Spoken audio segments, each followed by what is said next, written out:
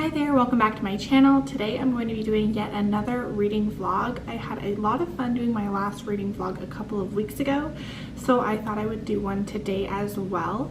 It is currently 7 a.m.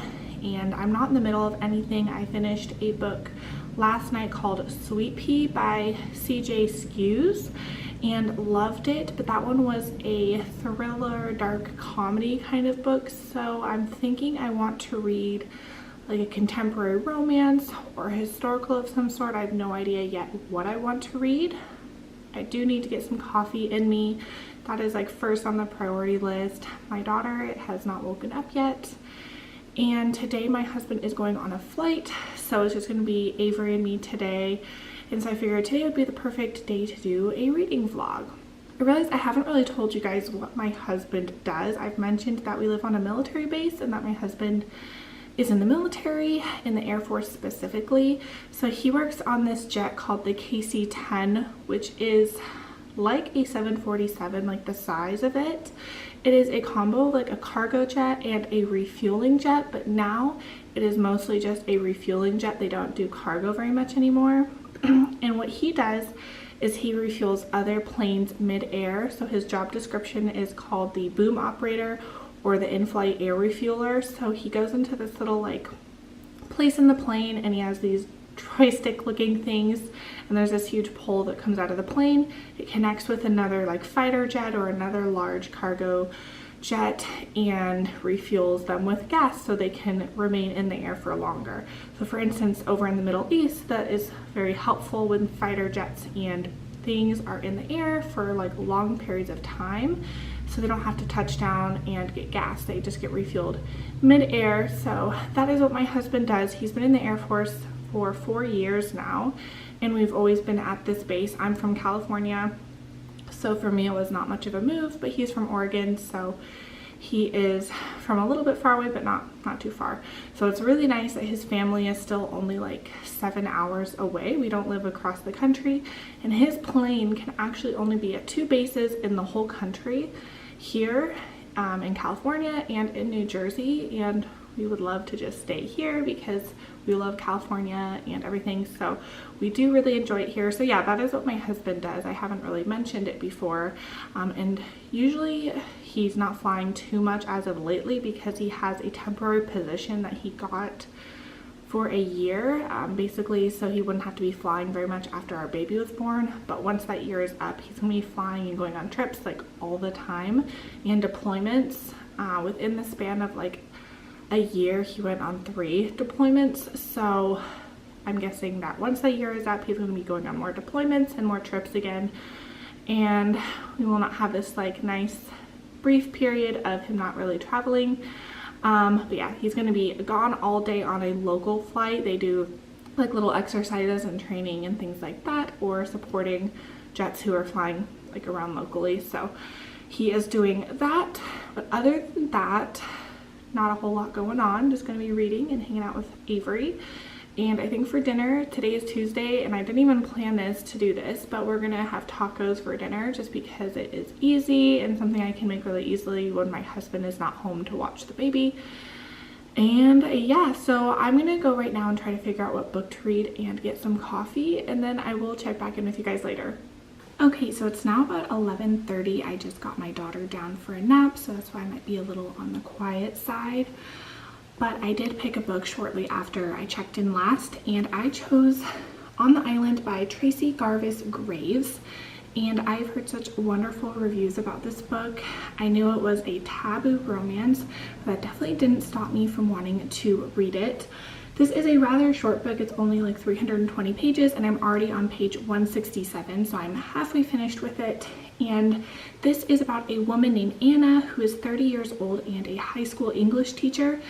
And during the summer, she gets the opportunity to tutor someone on a tropical island. He's a 16-year-old boy named TJ, and her and TJ travel in this charter plane to go to a tropical island, but their plane crashes in the ocean and they are stranded on an island by themselves, and no one knows they are there. Everyone probably thinks they're dead, and days turn into weeks, turn into months, turn into years.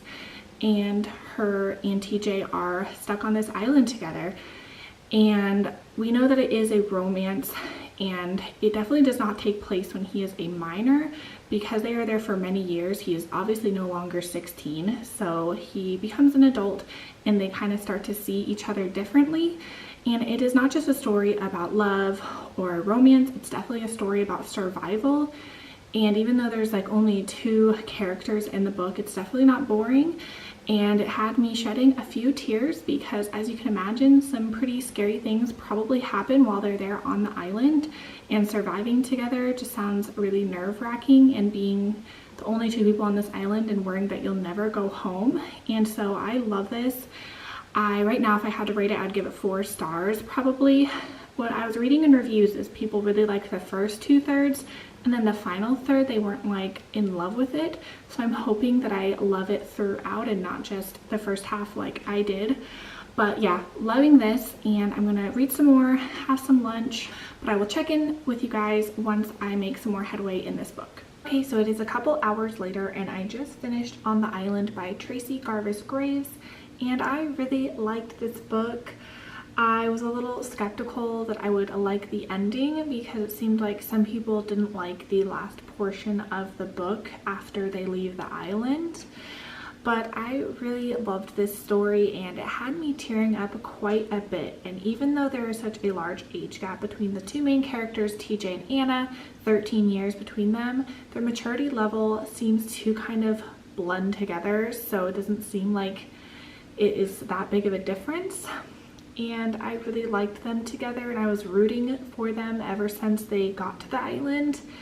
And I just really liked this story, and I'd love to read more by this author. I like that it was so much more than just a romance. It was definitely about survival and perseverance and having hope and never losing that hope.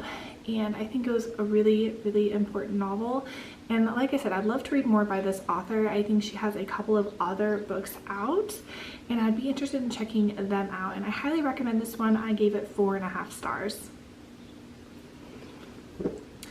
So now I think I'm going to look at my shelves and find a couple of shorter thrillers and make a decision between them and pick one to read next, because I think if I pick a shorter book, I probably can get it finished because it is only 1:30, so I definitely have some time. And I will show you those and I will be right back. I selected 3 different suspense thriller books that I thought I might be interested in reading that are all under 300 pages. The only one that is a few extra pages is The Family Next Door, but that one is kind of larger text, so I didn't think it made much of a difference. The other 2 were like 200 something pages, so I figured they would be really quick reads. And I've had Good Me, Bad Me on my shelves for a really long time by Ali Land. I had gotten it from Book Outlet, and this one is about a young girl who knows that her mother is a serial killer and turns her in, and then kind of starts her life over again, but she's worried that she will turn into her mother, I'm assuming, and maybe has 2 sides to her. But I've not heard a lot of things about it lately, but I remember hearing things when it first came out and it sounded pretty good. The next one up top is The Perfect Nanny by Leila Slimani, and this is about a family who hire a nanny and everything seems to be going great, but then the relationship between the family and the nanny gets really codependent, and there's jealousy that blossoms, and of course some drama will happen. And I've heard some really mixed things about this book, but I've heard it is also really good. And then the last one is Sally Hepworth's The Family Next Door, and I read The Mother-in-Law a few months ago and loved it. And this one is a domestic suspense about a family who lives in a suburb neighborhood, and a new girl moves in next door who is single. I don't know if she has kids, and I think some drama gets stirred up, but it sounds really good. And I feel like I'm really in the mood for something by Sally Hepworth, but I'm going to think about which one I want to select, and then I will check in once I pick one and read a little bit. So Avery is definitely up from her nap. She ate and she's just having a good time playing in this little playpen I got her. I was really excited about it because she rolls over a lot, and so I got her this playpen and I call it the cage. And she loves to play in it, and I just got her that little steering wheel toy and she loves it. So if you have a baby or are expecting a baby, get that wheel toy for a baby over like 6 months and they will love it. And then over here I have my cat Nacho. He's just sleeping. He loves the baby even though she always pulls his tail. He's such a good sport and has a good time with her. And then my other cat over here, Dorito. Yes, I have Nacho and Dorito. They're brothers. He's just sleeping. He's always sleeping on the couch. He's a little mama's boy.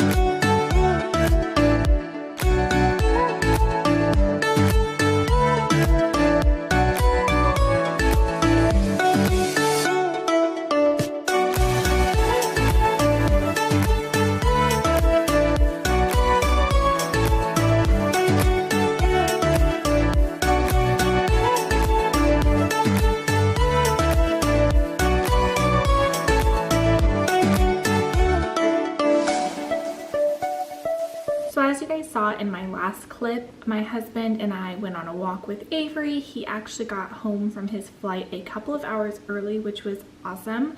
And it was a beautiful day out, so we took a really nice walk in our neighborhood.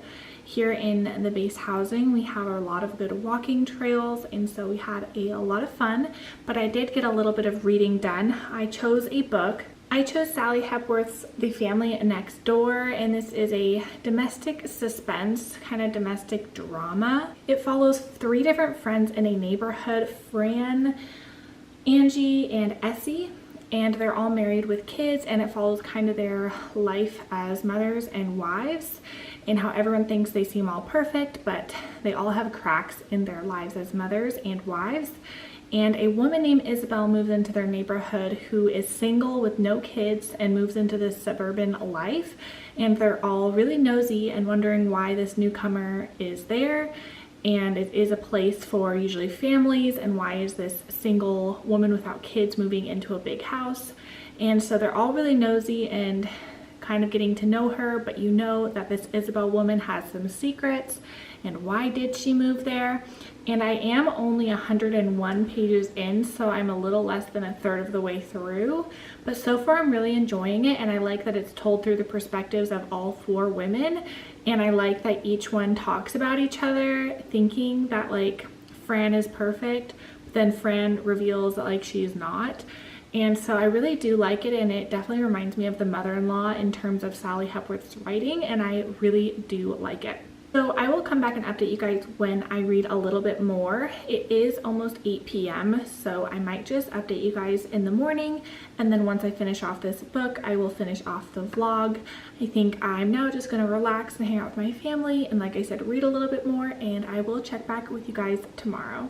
Okay, so I'm back here to do my final check-in for this vlog. I have my daughter with me. She just wanted some cuddles. So I ended up finishing The Family Next Door by Sally Hepworth. I just finished it a little while ago. It's about 9 a.m. now. And I really enjoyed this story. It definitely reminds me of The Mother-in-Law in terms of it is a woman's fiction domestic drama with a central mystery that is happening throughout the whole plot. And although it is not a fast story by any means, I really did enjoy it, and the twists at the end were surprising and perfectly timed. And I love books like this that are women's fiction with a mystery element. Another author just like that would be Liane Moriarty, who is also Australian. So both Liane Moriarty's and Sally Hepworth's books take place in Australia. And so the 2 authors to me remind me a lot of each other, and I really enjoy them both. So I ended up giving this one 4.25 stars, which is the same rating I gave The Mother-in-Law. It's like greater than 4 stars, but to me it's not 4.5. And I don't know, I really liked this one, and I would love to read more by this author. I have, I think, 2 or 3 others on my shelves, and I really want to get to them, but I'm not sure if those ones are just women's fiction or if they have the element of suspense to them. But if you liked The Mother-in-Law or just like those kind of crossover genres, I'd really highly recommend Sally Hepworth. I enjoyed this one. So that's going to conclude my reading vlog. I hope you guys enjoyed this, and I will see you guys all in my next one. Bye.